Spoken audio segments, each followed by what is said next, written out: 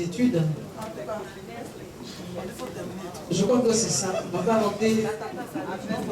Je crois que le Seigneur veut que tu termines tes études. Alléluia. Je crois que tu dois terminer tes études.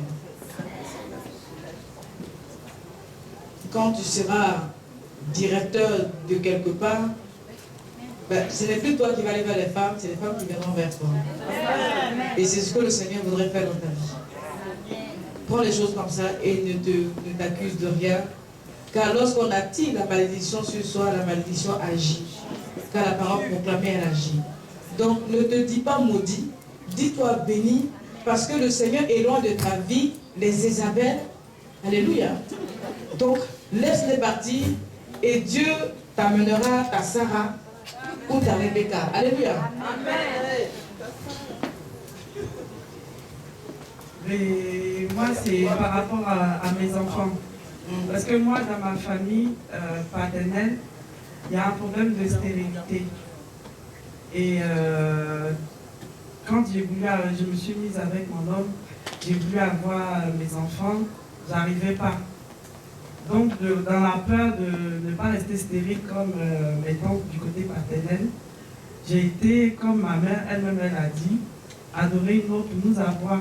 Donc, je l'ai suivi aussi pour avoir ma première fille. Mais je ne partais pas à l'église. Amen. Et au jour d'aujourd'hui, normalement, j'étais censée aller adorer tout le temps. Et moi, quand je suis tombée enceinte, j'ai connu Dieu et j'ai dit, je ne partais plus. Amen. C'est vrai que je ne pars pas, je ne fais pas de sacrifice et tout ça. Mais c'est vrai que j'ai la crainte quand même, j'ai peur pour la vie de mes enfants à cause de ce que j'ai fait, parce que j'ai été avec mon mari. Donc je suis quand même dans toujours dans la crainte de perdre mes enfants à cause de ça. Et vu que c'est tout un truc, parce que moi-même, ma mère est passée par là, mes tantes sont passées par là, donc au jour d'aujourd'hui, j'ai quand même peur. Alors, parce que j'ai ma tante qui a ses enfants, c'est pas ça. Elle a déjà perdu sa grande fille, son fils est... Amen. Donc moi je suis dans cette crainte-là aussi. Le Seigneur me dit de te dire, tu sais, la première fois quand vous êtes venu en 2008, tu as vu comment la délivrance des enfants a duré longtemps. On a délivré tes enfants. C'était un combat, tu te rappelles.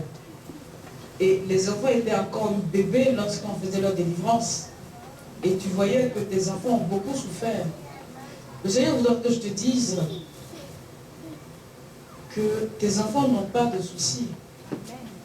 Mais c'est vous qui avez des soucis. C'est votre engagement vis-à-vis de ces enfants. Parce que tant que l'enfant est encore mineur, dépend de l'alliance des parents.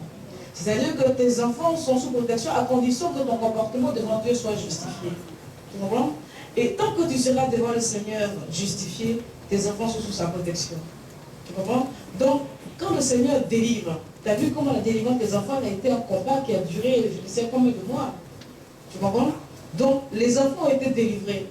Et tu as vu ta fille, même à l'école, elle voyait des esprits. Elle n'arrivait pas à travailler.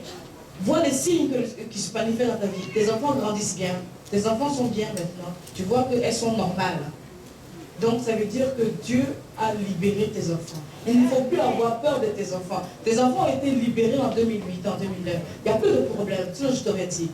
Mais le problème, c'est vous deux. Si vous êtes engagés dans le Seigneur, alors ces esprits ne vous reviendront pas. Pourquoi je dis ça? Parce que ces esprits au départ n'étaient pas les esprits du Seigneur. Ces enfants étaient des enfants de démons. Puisque c'est un lien. Quand tu demandes à un démon, donne-moi un enfant, il te donne son enfant. Et cet enfant appartient au démon. Le Seigneur les a rachetés. Et il les a libérés. Tu as vu comment c'était difficile. Et tu as vu comment les Seigneurs ont souffert. Les enfants ont souffert. Je voudrais que tu te dises, tes enfants, et pas de problème. Je t'aurais dit, tes enfants sont libérés. Tes enfants vont prospérer à condition que toi tu demeures. Et jusqu'à ce que ces enfants soient adultes. Jusqu'à le jour où tu entends que ta fille a eu rapport avec un homme, alors elle n'est plus sous ta protection. C'est elle maintenant qui doit marcher devant le Seigneur juste. Mais tant qu'elle n'a pas connu d'homme, Elle est protégée par Dieu. Tu comprends donc? Ne crains rien. Alléluia. C'est fini les questions. On passe